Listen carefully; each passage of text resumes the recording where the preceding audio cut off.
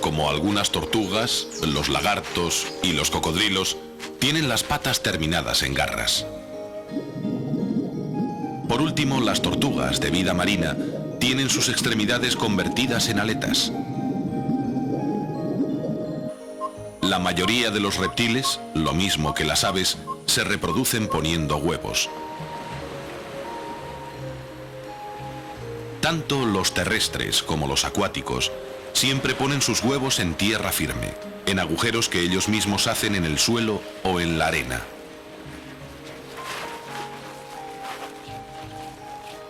La mayor parte de estos animales abandonan los huevos después de su puesta, ya que, al no tener sangre caliente, no pueden incubarlos. Sin embargo, los embriones están bien protegidos por la cáscara y se alimentan con las sustancias nutritivas que contiene el huevo y se desarrollan completamente en su interior. Cuando nacen, son copias en miniatura de sus padres, ya listos para desenvolverse en el mundo.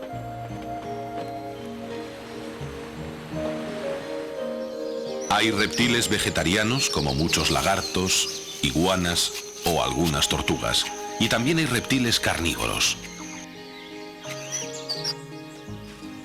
La mayor parte de ellos se alimentan de insectos y animales pequeños. Pero los cocodrilos y algunas serpientes pueden devorar presas de mayor tamaño.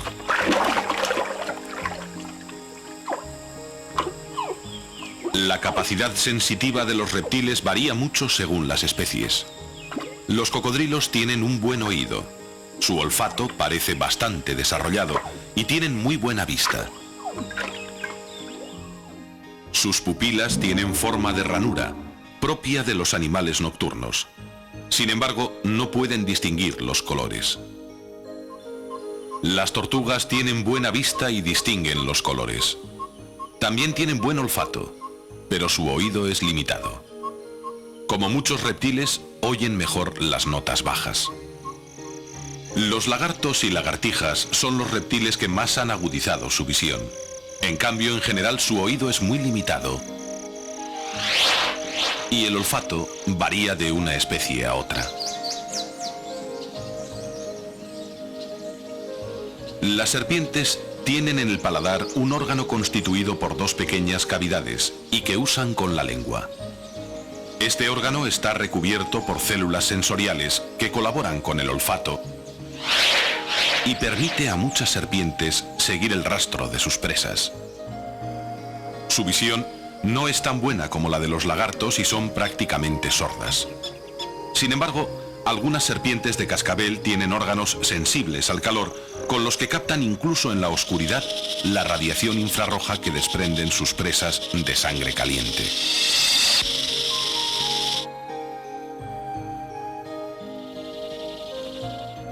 Estos seres que reptan y se arrastran por el suelo son descendientes del primer grupo de animales que dominaron la tierra firme. Origen de los reptiles.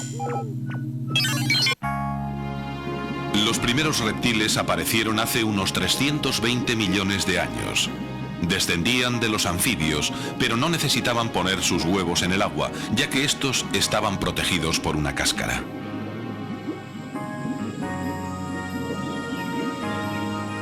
Esta independencia del medio acuático les permitió diversificarse rápidamente y ocupar una gran cantidad de ecosistemas. Entre los primeros reptiles se encuentra el grupo de los tecodontos. Algunos de ellos comenzaron a caminar con sus patas traseras, dejando libres las delanteras para agarrar.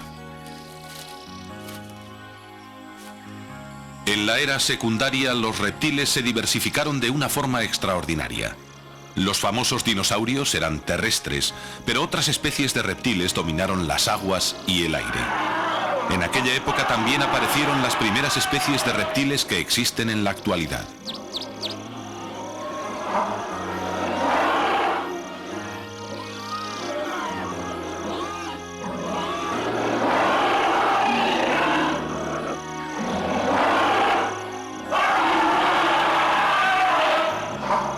Durante unos 150 millones de años, los reptiles podían ser diminutos como lagartijas o auténticos gigantes. Algunos alcanzaban 25 metros de largo y 50 toneladas de peso. Algunos tenían escamas, y otros, especialmente los herbívoros, podían tener auténticas armaduras que les permitían protegerse de sus depredadores. En su evolución, también dieron origen a las aves y los mamíferos. Hace 65 millones de años, quizás por el choque de un meteorito o de un cometa, se produjo la extinción masiva de 2/3 de la vida del planeta. Y en esta catástrofe fueron aniquilados aquellos reptiles gigantes que dominaban la Tierra. Variedad.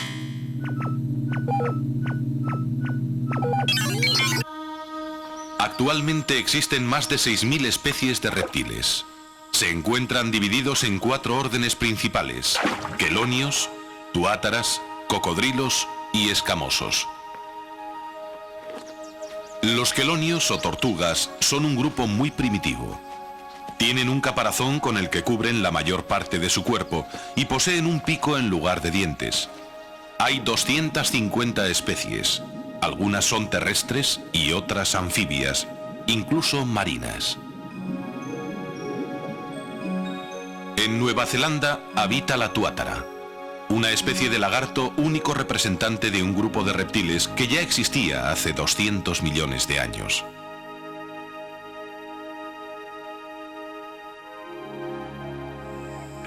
También son antiguas las 20 especies del grupo de los cocodrilos. Son animales carnívoros, de vida semiacuática, que nadan impulsándose con la cola. Su dura piel escamosa es muy cotizada y está poniendo en peligro su supervivencia.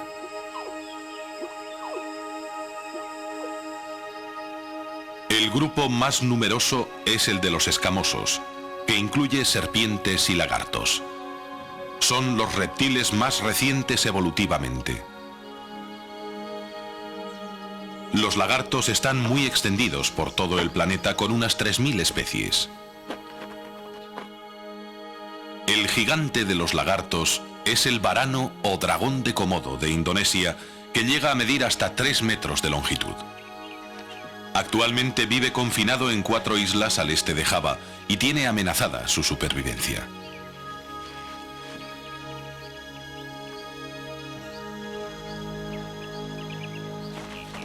Las serpientes forman un grupo actualmente en expansión con unas 2.800 especies.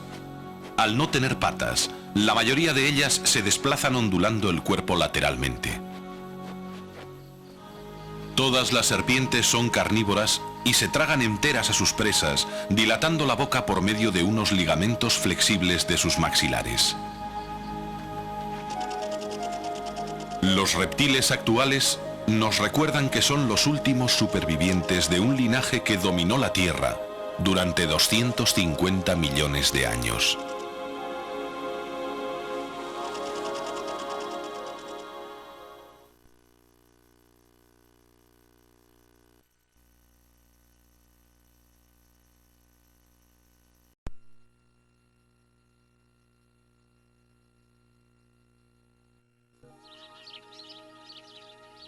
Vivimos en un planeta lleno de vida. Parece que la vida debería ser fácil de definir. Este mono, por ejemplo, está evidentemente vivo, mientras que una roca no lo está. Sin embargo, el estudio de los seres vivos es complejo, y por eso los científicos han estudiado durante siglos la naturaleza de la vida, tanto de las formas actuales como de las que vivieron hace millones de años.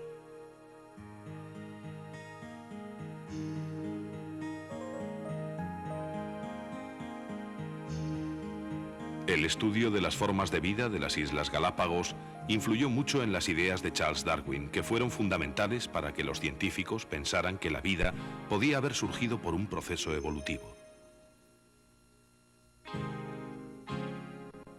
Uno de los argumentos más fuertes a favor de la unidad de origen y procedencia de todos los seres vivos es el hecho de que todos ellos, desde la más sencilla bacteria al hombre, están compuestos básicamente de los mismos elementos químicos.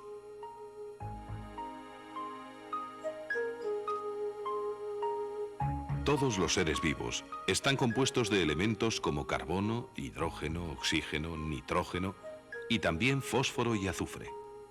Estos elementos forman una serie de compuestos como son los azúcares, las grasas y las proteínas. Estos elementos y compuestos son comunes a todos los organismos vivos. La vida.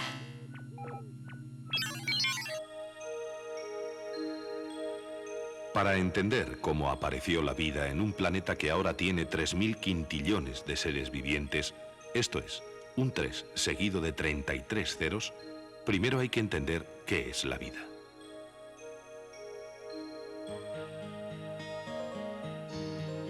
Las criaturas vivientes, desde los organismos más simples a los seres más complejos, ya sean plantas o animales, tienen un cierto número de características esenciales que no comparten con la materia mineral.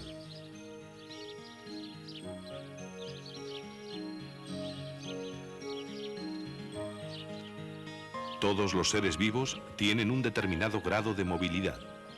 Además, en todos ellos se dan procesos de crecimiento.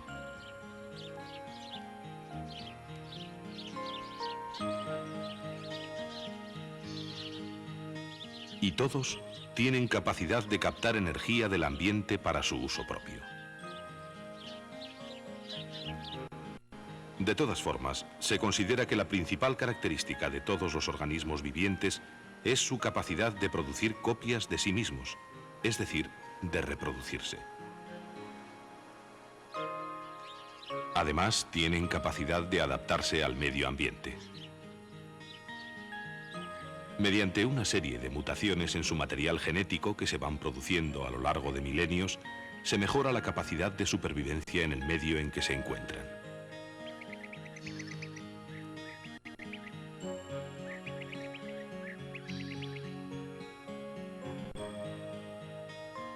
En cualquier ser vivo ocurren en esencia las mismas cosas.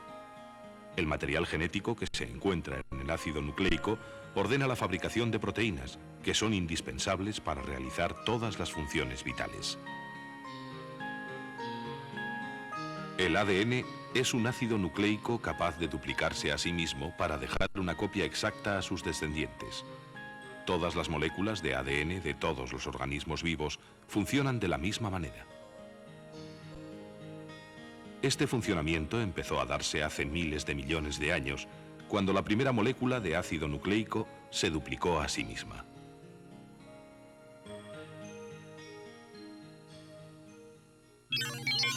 ¿Cómo empezó la vida?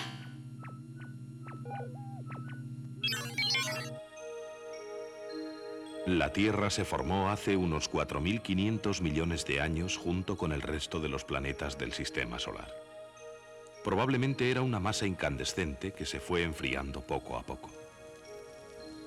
La joven Tierra tenía una gran cantidad de energía que se manifestaba de diversas formas. La actividad volcánica debía ser entonces mucho más abundante de lo que es ahora. Enormes masas de roca incandescente ocuparían grandes territorios. El calor interno haría que la temperatura de la superficie fuese bastante más alta que en la actualidad. A esto hay que añadir la luz ultravioleta y el calor del sol, descargas eléctricas de rayos y la radioactividad, que se sumaban al calor procedente de los volcanes. Los estudios sobre los volcanes actuales hacen suponer que la atmósfera primitiva tendría gran cantidad de hidrógeno que se iría perdiendo gradualmente, ya que al ser tan ligero podría escapar al campo gravitatorio. Además habría metano, amoníaco y agua.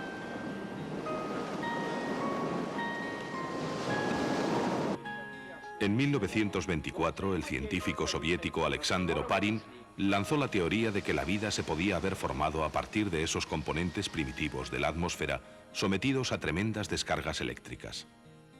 En los océanos primitivos se formarían unos compuestos orgánicos sencillos que constituirían un medio ideal para el desarrollo de la vida. En 1953, Stanley Miller de la Universidad de Chicago, con la ayuda de Harold Urey, reprodujo en un laboratorio la atmósfera primitiva mezclando metano, amoníaco, agua e hidrógeno.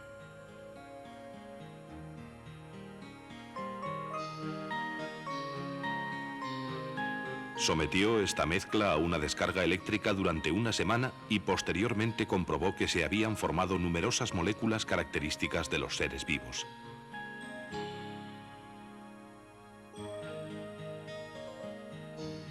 Miller demostró que los gases de la atmósfera primitiva de la Tierra, expuestos a una gran cantidad de energía, pudieron combinarse para formar compuestos orgánicos similares a los que se encuentran en los seres vivos.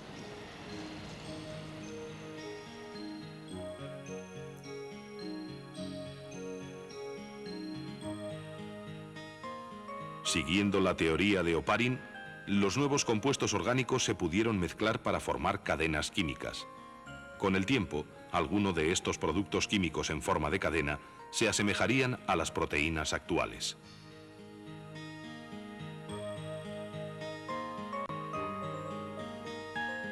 Otras moléculas antiguas fueron, sin duda, versiones elementales de los ácidos nucleicos.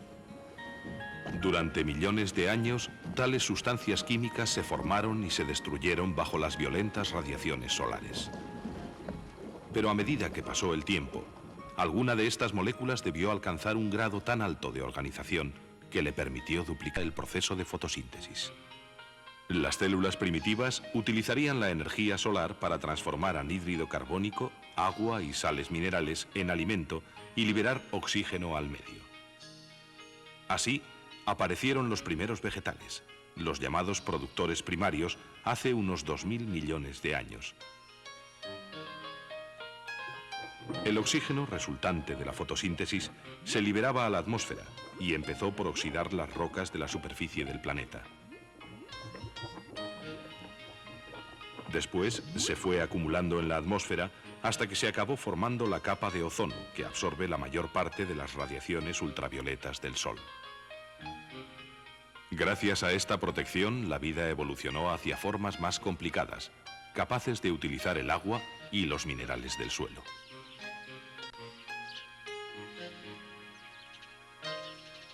Harían falta millones de años para que los organismos vivos fueran adquiriendo el aspecto con que ahora los conocemos. ¿En qué momento empezó la vida exactamente? ¿Y por qué tomó una forma determinada y no otra? Son dos preguntas todavía sin respuesta. Pero se sabe que la vida no existiría de la manera en que hoy la conocemos sin la continua intervención de las plantas durante millones de años.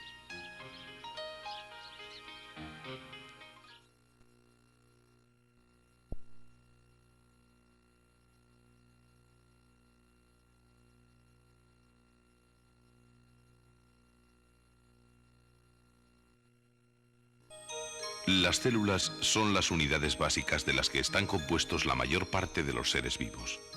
Son tan pequeñas que no se pueden ver a simple vista. Es por eso que su conocimiento y estudio han ido unidos al invento y desarrollo del microscopio.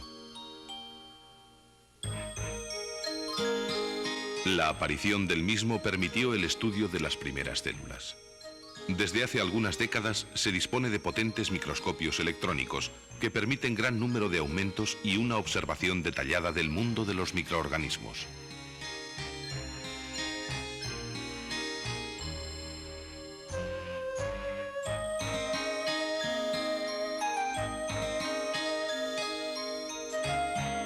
Hoy en día sabemos que casi todos los organismos que existen son células o están compuestos de ellas en cantidades variables que pueden suponer billones en los organismos más complejos. En los seres superiores, las células pueden ser de varios tipos diferentes, formando conjuntos llamados tejidos que tienen una función específica dentro del organismo que forman. Las células pueden tener formas y tamaños muy diferentes. Estas diferencias tienen una relación muy directa con su grado de complejidad y con la función que cumplen dentro del organismo del que forman parte. El estudio detallado de los distintos tejidos que componen el cuerpo humano ha demostrado que, por ejemplo, las células de los tejidos musculares tienen forma más bien alargada.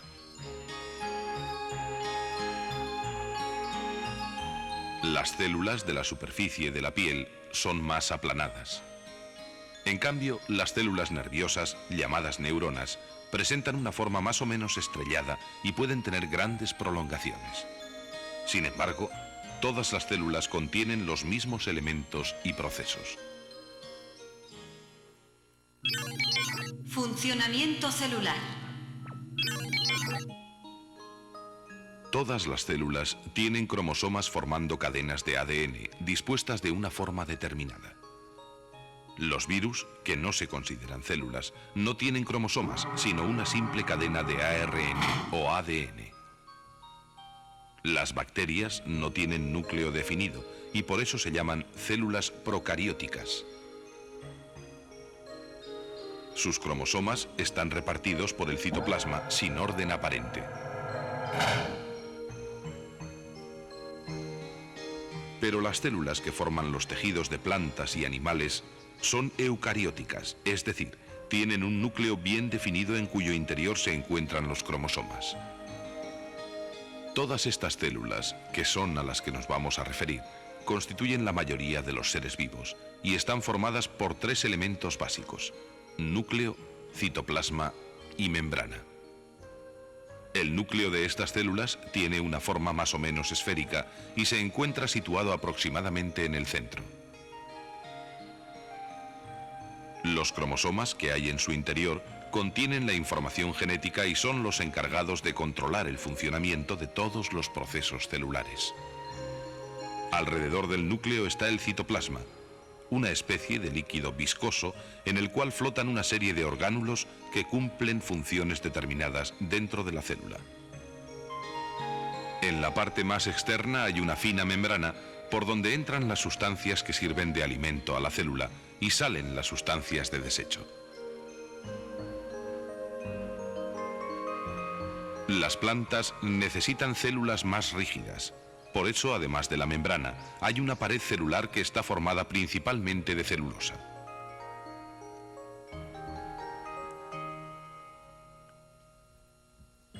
El comportamiento de las células, ya sean vegetales o animales, es similar al de una factoría.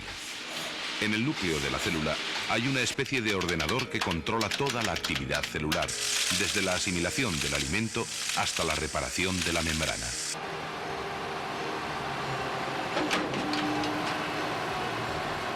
En el núcleo de la célula se encuentran todos los datos necesarios para el funcionamiento celular, archivados en el código genético de los cromosomas.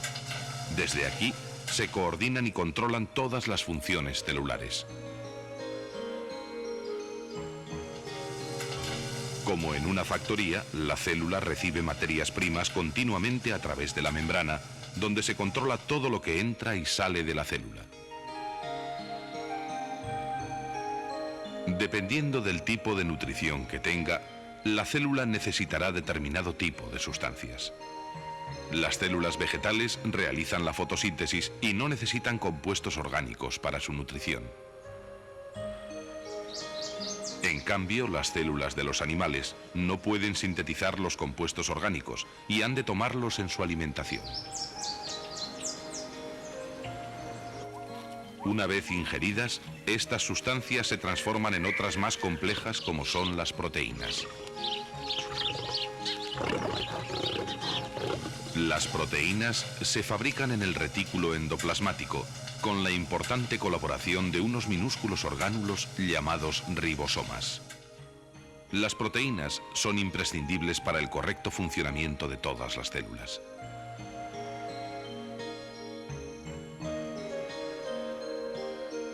El aparato de Golgi interviene en la síntesis de algunas proteínas y también transporta y almacena diversas sustancias. Después, las proteínas se utilizan para multitud de funciones, como pueden ser la reparación de la membrana celular o para producir movimiento.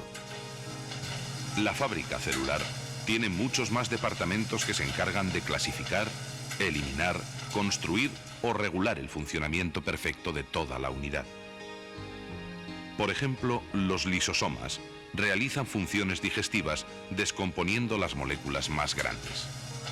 La energía que necesita la célula se produce a través de la respiración y se almacena en unos centros llamados mitocondrias. Además de los estímulos internos, la célula también recibe estímulos del entorno. La membrana celular funciona como una especie de radar que detecta los estímulos y así la célula responde a los mismos.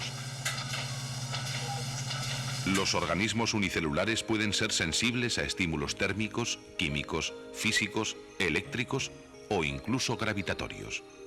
Una de las respuestas más fáciles de detectar es la del movimiento, que permite a la célula alejarse o acercarse a la fuente del estímulo. Las células utilizan diversos métodos para atraer el alimento y para sus desplazamientos.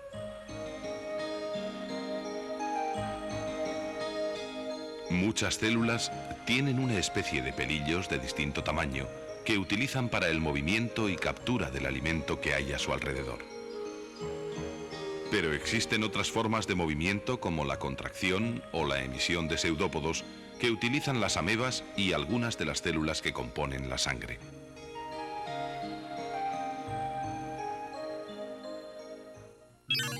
Reproducción celular.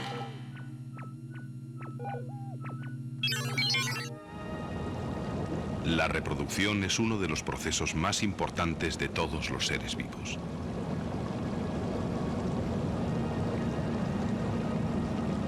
Lo mismo que los animales o las plantas, las células también se reproducen. A partir de células madre, se originan células hijas.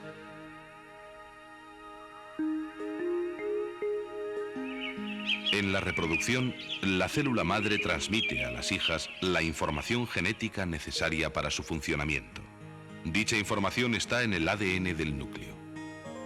En el momento de la reproducción, las moléculas de ADN se duplican y condensan en hebras, formando los cromosomas de las células hijas. Todas las células de los individuos de una misma especie, con la excepción de las células sexuales, tienen el mismo número de cromosomas, por ejemplo, 46 en el hombre. El proceso en el que una célula se divide en dos idénticas a ella misma se llama mitosis. Primero se produce la separación de los cromosomas en dos grupos iguales y después se realiza la división celular. El proceso de la meiosis es más complicado. En él, a partir de una célula madre, se obtienen 4 células hijas, cada una de ellas con la mitad de los cromosomas que la célula madre. Las células sexuales se forman con este tipo de reproducción para evitar que el número de cromosomas se vaya duplicando en cada generación. De esta manera, al unirse las células sexuales, los nuevos individuos tienen el mismo número de cromosomas que sus padres.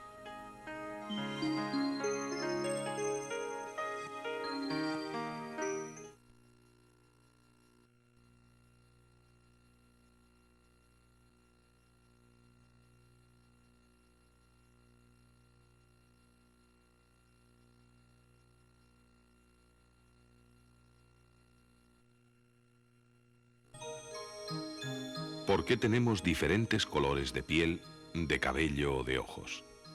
¿Por qué existen seres vivos tan diferentes?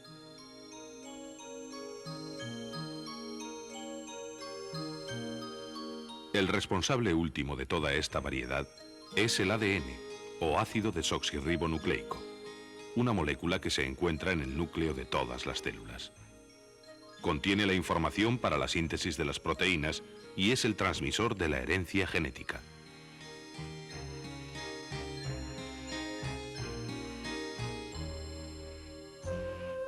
Resulta sorprendente el pequeñísimo tamaño que tiene el material que guarda la herencia genética, en comparación con el importantísimo papel que tiene desde hace muchos millones de años en la evolución de los seres vivos.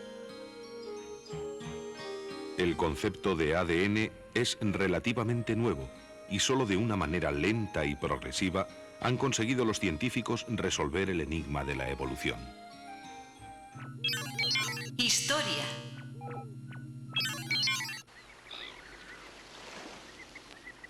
Para responder a la pregunta de cómo se transmiten los caracteres, tenemos que observar a las células, que son las unidades básicas de las que está compuesta la vida. Es en las células donde se encuentra la clave de la herencia de padres a hijos, ya que cuando ellas se dividen, siempre dan lugar a individuos exactos a ellas mismas.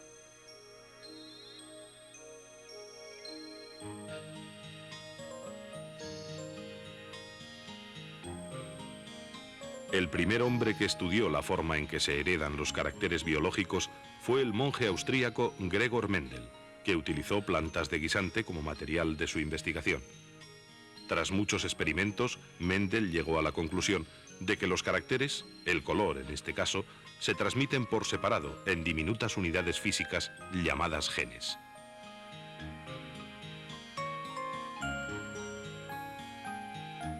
Con el invento del microscopio, se pudo contemplar el proceso de división celular.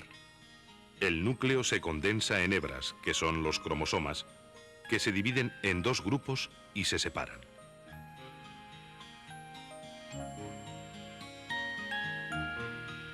De esta manera se forman dos células, cada una con un grupo completo de cromosomas. Cada especie tiene un número característico de ellos. Los científicos averiguaron que los genes de Mendel se encontraban en los cromosomas. Hoy se sabe que los cromosomas están formados por casi 2 metros de moléculas de ADN enrolladas. En esta fotografía se puede ver una molécula de ADN aumentada 1 millón de veces. Estos son algunos de los científicos que desentrañaron parte de los misterios de la estructura del ADN en la década de los 50.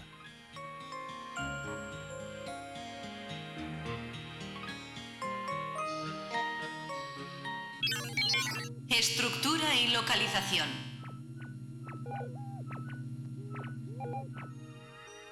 Los cromosomas están en el interior de todas las células suministrando la información necesaria para su funcionamiento.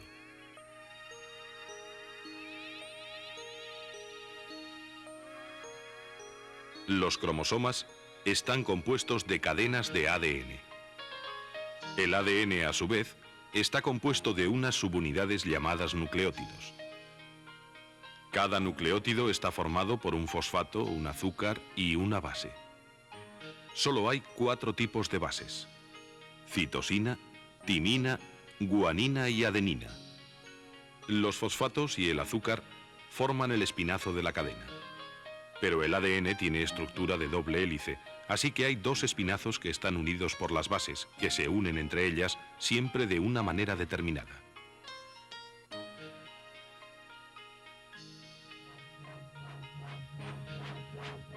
Las 2 cadenas, así unidas, se enroscan la una con la otra para formar una doble espiral o doble hélice.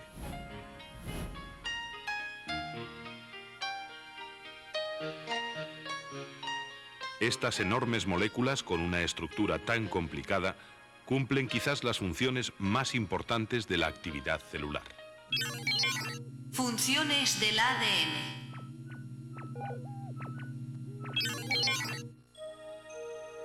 Todos los seres vivos, desde los más simples hasta los más complejos, funcionan con los mismos mecanismos elementales.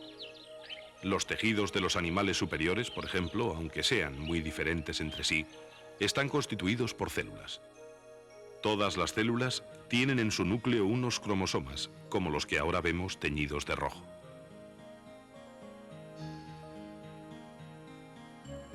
El ADN contiene la información para la fabricación de las proteínas, que son compuestos orgánicos cruciales para la vida. Para su síntesis es necesario que la molécula de ADN haga una copia casi idéntica a sí misma, llamada ARN. Esta molécula sale del núcleo celular y lee las instrucciones para la fabricación de proteínas en unos lugares llamados ribosomas.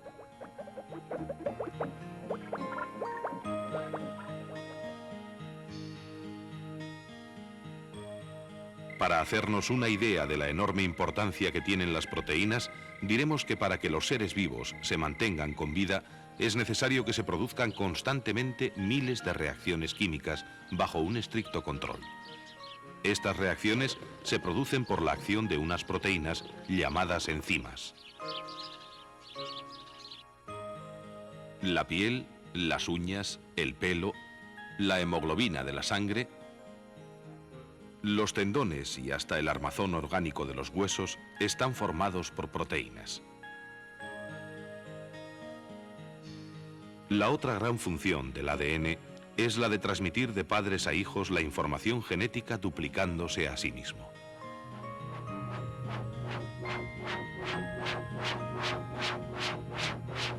Cada molécula de ADN hace una copia exacta de sí misma y de esta manera se dobla el número de cromosomas que hay en el núcleo de cada célula.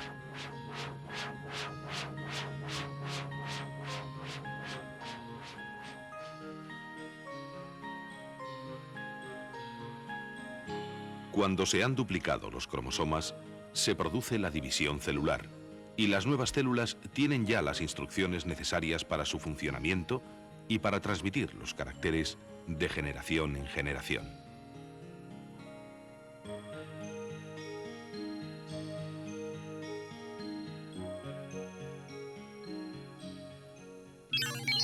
Genética humana.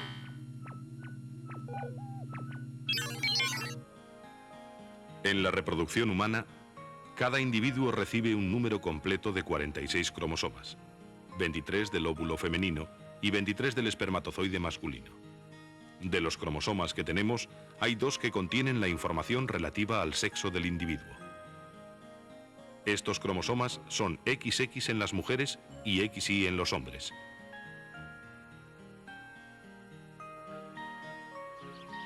Sin embargo, sabemos que las especies han ido variando a lo largo del tiempo y cabría preguntarse cómo se han desarrollado esas nuevas formas de vida. Mutaciones y evolución. En ocasiones, individuos de una misma especie presentan características diferentes debido a una alteración en su código genético. Normalmente, el organismo se encarga de reparar las alteraciones genéticas, pero otras veces la alteración se mantiene y entonces se produce una mutación.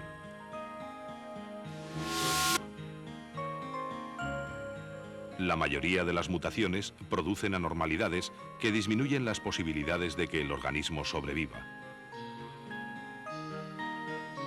Pero algunos de los cambios son útiles, y estos seres sobreviven y los transmiten a su descendencia, y este es el mecanismo de selección natural que explica la evolución de los seres vivos.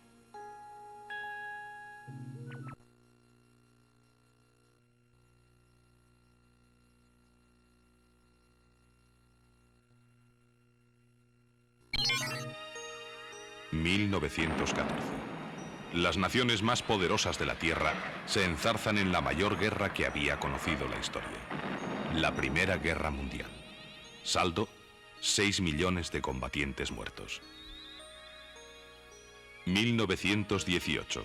El virus de la gripe, uno de los seres más pequeños que existen, desarrolla una devastadora epidemia que afecta a muchos países. Saldo: 15 millones de muertos. Este es el rostro del faraón Ramsés V, muerto de viruela hace más de 2000 años. Y esta es una de las últimas víctimas de este virus de 300 millonésimas de milímetro que ha sembrado el terror en la humanidad durante 3000 años. El médico rural Edward Jenner protagonizó la primera gran victoria del hombre contra los virus cuando en 1796, en esta cabaña, inyectó a un niño sano de 8 años con el líquido de una ampolla de la mano de una vaquera que padecía una forma benigna de viruela. 2 meses más tarde llegó el momento más arriesgado del experimento, cuando inoculó al niño con la auténtica viruela. El muchacho no contrajo la enfermedad. Había quedado inmunizado. Desde este momento, la vacunación se propagó como un incendio. En nuestro siglo, las vacunaciones masivas a escala mundial han conseguido uno de los mayores logros de la ciencia: hacer desaparecer la viruela en todo el mundo. Con los microscopios ópticos podemos ver seres tan diminutos como los protozoos o las bacterias. Sin embargo, los virus son tan pequeños que no se pudieron observar hasta la aparición del microscopio electrónico en los años 30. Los virus se miden en micras, es decir, en millonésimas de milímetro. Caben millones de ellos en la cabeza de un alfiler y, sin embargo, son los enemigos más formidables del hombre, exceptuando al propio hombre.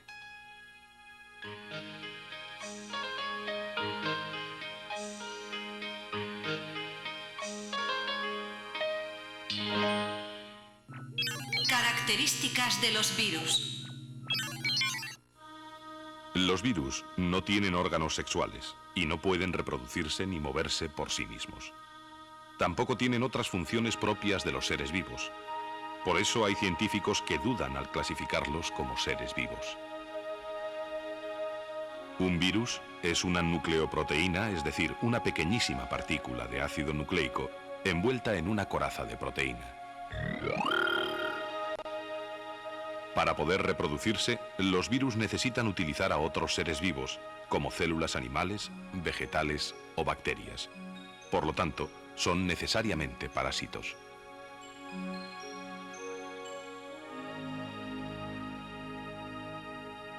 Fuera de las células que parasitan, es como si estuvieran muertos. Por eso resulta tan difícil luchar contra ellos. Mientras las bacterias patógenas se pueden destruir entorpeciendo sus procesos metabólicos con determinados fármacos, al interferir el desarrollo de los virus, se pueden destruir las células invadidas y causar graves problemas al organismo.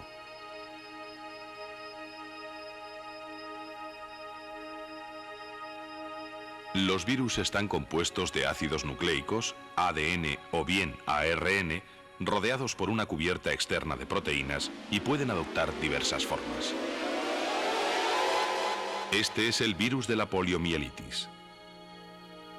Este es el del mosaico del tabaco.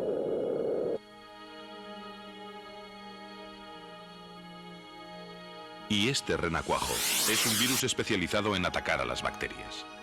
Todos los virus contienen esos dos elementos, ácido nucleico y proteínas.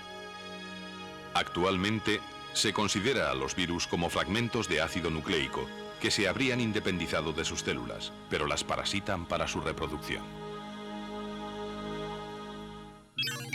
La infección vírica. Cada virus está especializado en atacar a una determinada bacteria o célula del organismo. Como los grandes animales y plantas contienen infinidad de células diferentes, pueden ser atacados por muchos virus diferentes. Una vez introducido en él, el virus se deja arrastrar por el torrente sanguíneo o cualquier otro líquido del cuerpo. Si por ejemplo se trata del virus de la hepatitis B, se cruza con infinidad de células en su viaje por la sangre, pero no ataca a ninguna.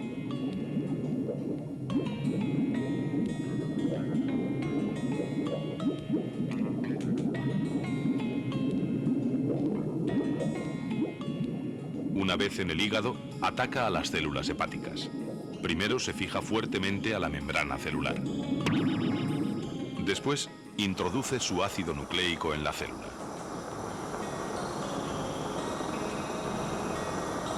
Cuando el material genético vírico alcanza el núcleo de la célula, manipula el metabolismo celular para que fabrique más virus como él. La célula ya no podrá seguir su funcionamiento normal y está condenada a la destrucción. Una vez que se han formado los nuevos virus, estos salen de la célula. Tanto si destruyen la célula como si no, esta nunca sobrevive mucho tiempo porque ya no sabe funcionar normalmente. Mientras ocurre todo esto, el sistema inmunológico del organismo ya ha detectado la presencia del virus y ha creado inmensos ejércitos de unas proteínas llamadas anticuerpos para combatir al virus invasor. Cuando los anticuerpos atacan a los invasores, es cuando aparecen la mayor parte de los síntomas de la enfermedad. Generalmente los anticuerpos ganan la batalla y el organismo se repone, pero no siempre es así. Depende de la edad, del estado físico del paciente y del tipo de virus atacante.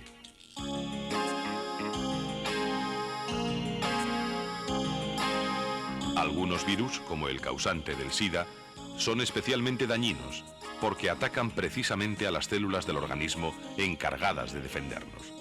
Por eso, una vez comenzado el proceso infeccioso, el organismo es incapaz de detenerlo.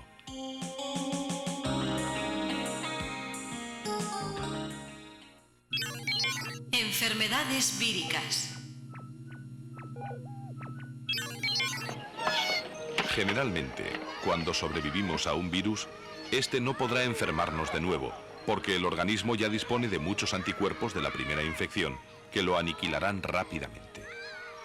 Por eso, enfermedades de la infancia, como el sarampión o las paperas, solo se padecen una vez.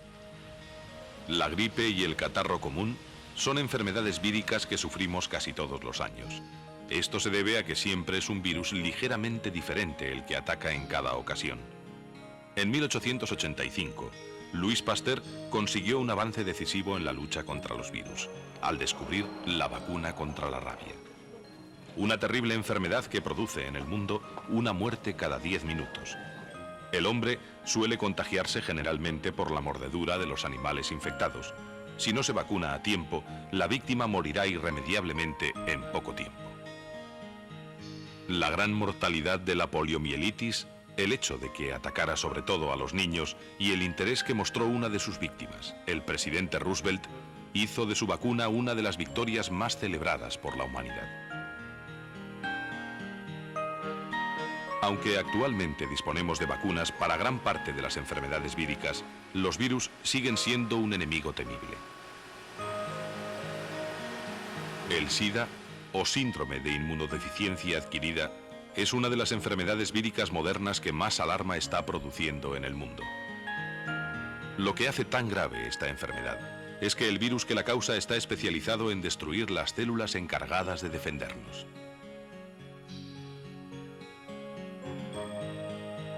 Una vez que se produce la infección, el virus desactiva las defensas del organismo, que de esta manera queda indefenso ante cualquier otra infección.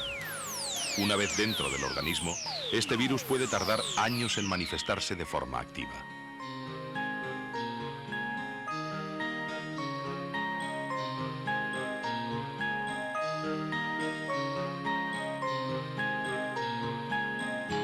La sangre y el esperma son las vías principales de contagio.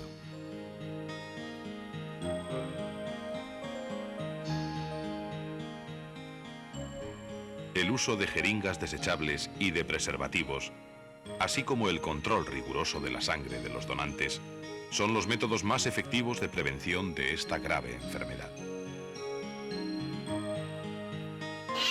Los virus son los seres más pequeños que existen. En la misma frontera entre el mundo vivo y el mundo inanimado, poseen, al igual que nosotros, las moléculas en las que está escrito el secreto de la vida. Con su manipulación, nació la ingeniería genética, que está penetrando en los secretos de la materia viva, dándonos nuevas armas para luchar contra los mayores enemigos del hombre.